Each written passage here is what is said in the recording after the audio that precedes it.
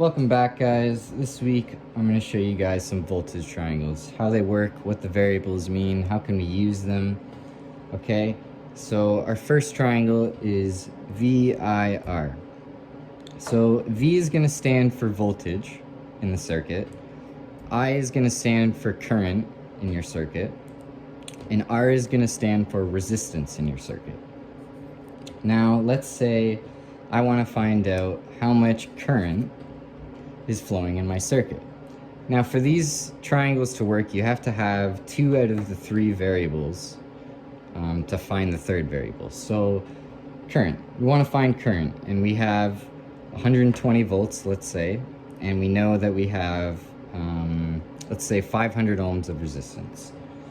Now this line right here is division, and this line coming down, splitting the I and the R, is multiplication. So if I want to find I have to take the volts and divide it by the ohms. So let's say 120 volts, and we're going to divide that by 500 ohms. It's going to give you 0.24 amps. So that tells us that there's 0.24 amps flowing in our circuit. Now let's say, let's try, I want to find out what the voltage is in my circuit. I don't know what the voltage is, but I have the current and I have the resistance. So let's say our current is 3 amps,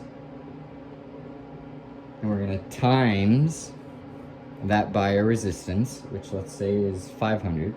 So 3 amps times 500 ohms is going to give you 1500 volts.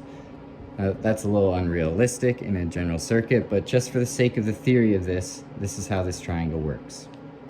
Now, we have another triangle, PIR. So P is going to stand for power, which is wattage used in the circuit. I is going to be current, and R is going to be resistance. So let's say I want to find out how much power is being used in my circuit, how much wattage. And I have the current and I have the resistance. So let's say I have 2 amps flowing in my circuit, and I have 150 ohms of resistance.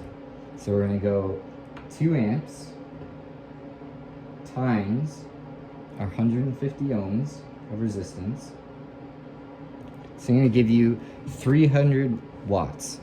So that's how much power is being used in your circuit, 300 watts. Let's try a different one. Let's say I want to find the resistance in my circuit, and I have the wattage, the power, and I have the current. So let's say our wattage is 1500 watts, and we're going to divide that by our current. Let's say our current is 0.5 amps. Okay, that's going to give you 3000 ohms of resistance is what is in your circuit.